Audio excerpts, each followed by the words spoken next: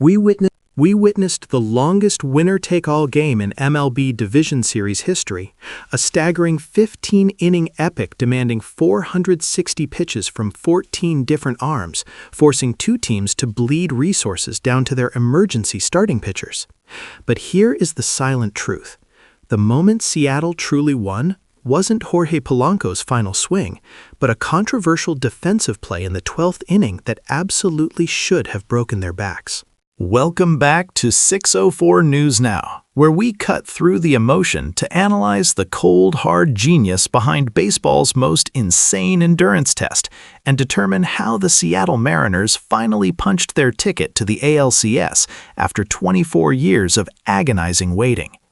This game began as a perfect high-octane paradox, the sheer domination of the starting pitching, coupled with their ruthless efficiency of the offensive game plans. On the one side, we had Tarik Skubal, the Cy Young runner-up, executing a masterclass of destruction, retiring 13 Mariners via the punch-out, becoming the first pitcher in postseason history with multiple 13-plus strikeout performances in a single October. Skubal's command was so precise, challenging hitters constantly, that he somehow issued 0 walks across 6 dominant innings, despite throwing 99 pitches, a clear testament to the Mariners' strategy of forcing deep counts, as observed by Adam Wainwright. They had 14 foul balls in 45 pitches alone. Death by 1,000 cuts is the only way to beat this guy. Yet, the only run against this ace came through sheer unconventional aggression. Josh Naylor, the man with the second slowest sprint speed in baseball, beat Skubal on the base paths in the second inning, leveraging T-Mobile's deafening atmosphere to steal third after an emergency hack double. This set the tone. Runs would not be earned easily. They would be manufactured through managerial boldness or sheer player grit. The central conflict arrived in the 6th inning, escalating immediately after Javi Baez's aggressive double put the tying run in scoring position. Manager Dan Wilson faced an unenviable choice. Keep George Kirby, who was visibly effective at 66 pitches, in to face his personal tormentor, the red-hot Kerry Carpenter, or utilize the matchup bullpen arm, Gabe Speier. The narrative of the pitch count argument dissolved instantly when measured against the raw data. Carpenter entered that at-bat 7 for 13 against Kirby with 5 career home runs. Wilson chose the tactical high ground, pulling Kirby, a decision A.J. Przinsky later called 100% the right move because of the matchup history, despite the universal outcry. Carpenter, however, refused to be limited by left-on-left analytics, proving Dan Wilson's deepest fears correct by tattooing Spears' fastball 411 feet for the go-ahead 2-run homer, proving that sometimes pedigree and confidence defy statistics. This was the moment the game should have died for Seattle, but the unexpected plot twist arrived in the 7th. Enter Leo Rivas, a minor league journeyman who had toiled for almost 700 minor league games, making his first ever playoff plate appearance on his 28th birthday as a pinch hitter.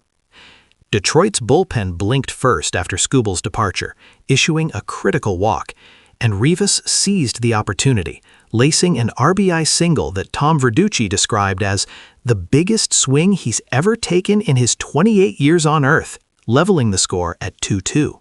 From the 8th inning onward, the game became a merciless test of endurance, pitting bulk relievers like Logan Gilbert and Jack Flaherty, both starting pitchers forced into long relief roles for the first time in years against increasingly exhausted lineups. This leads us back to the open loop, the defining non-scoring moment that kept Seattle alive. In the top of the 12th, the Tigers loaded the bases with only 1 out, thanks to an intentional walk to Carpenter, setting up a force at home. Many critics argued this was overmanaging. You absolutely cannot intentionally walk a base-loaded situation and trust a reliever who is on his 5th appearance in 7 days against a dangerous hitter like Baez, a fan might argue, leaning on traditional baseball logic. But the genius was in the data. Seattle knew Baez struggles with the sinking fastball low and away. Edward Bizzardo threw a perfect low 90s fastball that Baez chopped directly to Eugenio Suarez at third. Suarez, showing the calm of a Zen master, stepped on third and fired to first, completing the game-saving 5-4-3 double play.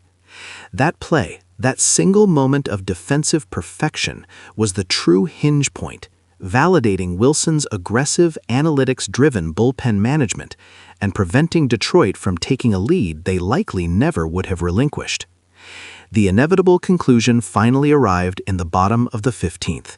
With J.P. Crawford standing on third after reaching via a leadoff single and advancing on Cal Raleigh's deep fly ball, the Tigers correctly put Julio Rodriguez on first to set up the double play, forcing Jorge Polanco to the plate against Tommy Conley. Conley, the changeup maestro who once threw 60 straight changeups in a postseason run, had been using the fastball more frequently tonight, keeping Polanco guessing.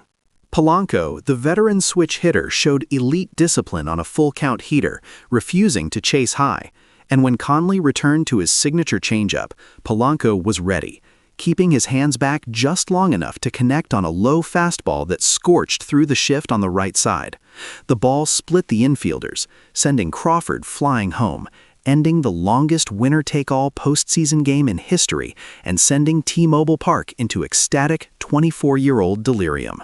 Jorge Polanco, the unlikely hero against a legendary changeup specialist, delivered the walk-off RBI single, ending an epic that demanded every ounce of strategy, grit, and luck from both sides.